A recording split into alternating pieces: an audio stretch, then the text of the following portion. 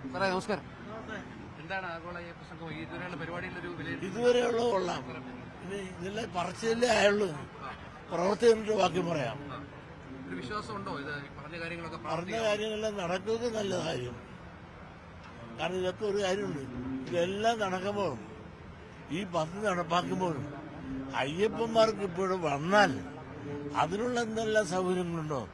വനഭൂമി വേണ്ട, ഇപ്പൊ തന്നെ ഇരിക്കാനും കിടക്കാനും സ്ഥലമില്ല. കുറെ വനഭൂമി കൂടെ വേണം ഇവിടെ.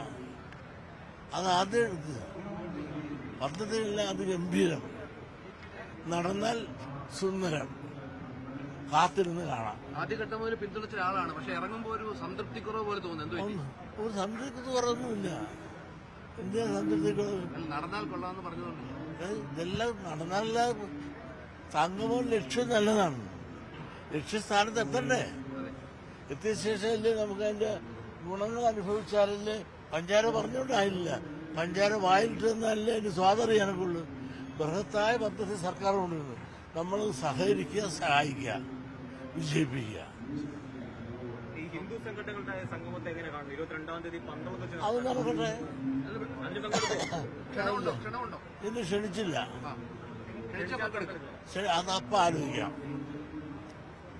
പിന്നെ മാത്രമല്ല, ഇതിനൊന്നും വിരോധമാണ് അവരെന്ന് ഒരു തോന്നലുണ്ട്. അപ്പൊ ഞാൻ രണ്ടു വള്ളത്തെ സഞ്ചരിക്കുന്നത് ശരിയാണ് അല്ല. പക്ഷെ അവരെന്നോട് പറഞ്ഞത് ഈ സംഗമം കൂടുന്നതിൽ അവർക്ക് വിരോധമൊന്നുമില്ല, ഇതിനെതിരല്ല എന്നാണ്. പക്ഷെ ഒന്നേ ഉള്ളൂ, ആ കേസ് പിൻവലിക്കണം, അവിടെ വെച്ച് തിരുത്തി കൊടുക്കണം. അത് രണ്ടും കൊടുത്താൽ ഇതിനോട് യോജിപ്പാണെന്നാണ് പറഞ്ഞത്. അല്ലാതെ ഈ സംഗമത്തിന് അവരൊരിക്കലും എതിരല്ല, ഈ ലക്ഷ്യത്തിനെതിരല്ല എന്ന് അതിന്റെ സംഘാടകർ ഞാനുമായിട്ട് ചർച്ച ചെയ്യാൻ വന്നപ്പോൾ എന്നോട് പറഞ്ഞത്. എന്നെ അന്ന് ചെല്ലാൻ ക്ഷണിച്ചിട്ടുമില്ല. ഈ കേസ് പിൻവലിക്കുന്നതിലും അഫിഡവിറ്റിന്റെ കാര്യത്തിലൊക്കെ താങ്കളും ഞാൻ കേസ് പിൻവലിക്കുന്ന കാര്യം ഞാൻ പരസ്യമായി പറഞ്ഞാണല്ലോ. ഞാൻ ലേഖനം വരെ എഴുതാണ്, കേസ് പിൻവലിക്കണം. അറിഞ്ഞോ അറിയാതെ ഒരുപാട് ആളുകൾ പോയി പെട്ടുപോയിട്ടുണ്ട്. അത് പിൻവലിച്ചു കൊടുത്ത് പാവങ്ങളെ സഹായിക്കണം ഗവൺമെന്റ്. മുഖ്യമന്ത്രിക്ക് ഇപ്പോൾ ഒരു കാറിലാണ് വന്നത്. അപ്പോൾ ഈ കാര്യം ആവശ്യപ്പെട്ടിരുന്നോ മുഖ്യമന്ത്രിയോട്? പറയണ കാര്യമെല്ലാം നിങ്ങളോട് പറയണ കാര്യമുണ്ട്. എന്നാലും ഇതൊരു പൊതുകാര്യമാണല്ലോ. ഈ പൊതുവായ കാര്യങ്ങളെല്ലാം ലേഖനത്തോട് ഞാൻ പറഞ്ഞിട്ടുണ്ടല്ലോ, പ്രസംഗിച്ചിട്ടുണ്ടല്ലോ. അങ്ങനെ മുഖ്യമന്ത്രി അറിഞ്ഞിട്ടുണ്ടല്ലോ. പിന്നെ പ്രത്യേകം പറയേണ്ട കാര്യമുണ്ടോ? ശരി.